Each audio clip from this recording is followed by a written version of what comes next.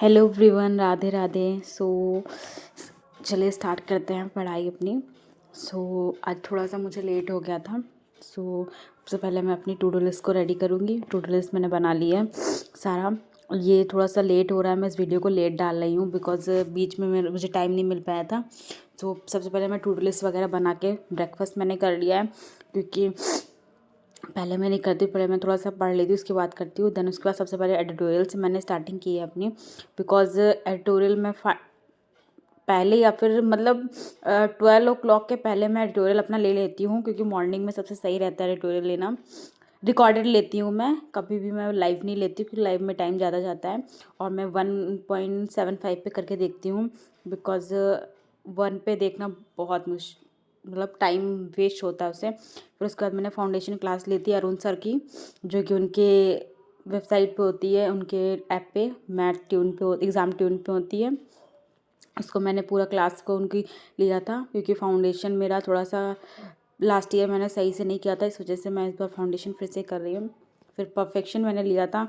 Perfection ma'am का perfection इसलिए ले रही हूँ क्योंकि परफेक्शन में ऐसा रहता है ना कि हाई लेवल थोड़ा सा क्वेश्चन होते हैं, तो करके पता चलता है कहाँ पे हमारी गलती है। बाकी तो प्रैक्टिस से हम कर सकते हैं, पर परफेक्शन इसलिए करती हूँ तो इससे ये पता चलता है क्या गलती हम कर रहे हैं, तो वो मैं इम्प्रूव कर सकूँ। देन फिर थोड़ा बहुत खाया पिया मैंने, फिर उसके बाद फिर मैं पढ़ने बैठ गई थी। यहाँ पे मैं स्मार्ट कीड़ा की क्विज़ दे रही हूँ। स्मार्ट कीड़ा जो ड्रिल आती है उसकी मैं क्विज़ देती हूँ, उसमें 20 क्वेश्चंस की या फिर 10 क्वेश्चंस की, जिससे ये रहता है कि मेरी इससे रीजनिंग में और मैथ में थोड़ी सी स्पीड बढ़ती है। और रीजनिंग में तो काफ़ी इम्प्रूव हो गई है, मैथ में चल रही है।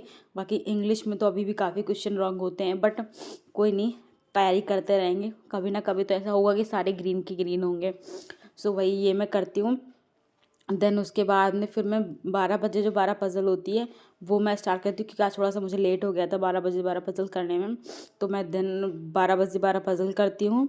12 बजे 12 पज़ल करने के बाद में जैसे ये रहता है ना कि टाइमिंग, ये जो मैं रखती हूँ, टाइमर रखती हूँ, ताकि मुझे पता चले कि मैंने कितने टाइम में कितनी पज़ल की है, मतलब कितने टाइम में मैंने एक पज़ल को लगाया है, मैक्सिमम 2-3 कितना है, इससे मुझे पता चल जाता है। ज़रूरी भी रहता है, क्योंकि कभी कभी होता है ना सर का टाइमर रुक जाता है, बट हम पज़ल लगा रहे थे तो मुझे पता चल जाता है कि मैंने इतने टाइम में लगाया है।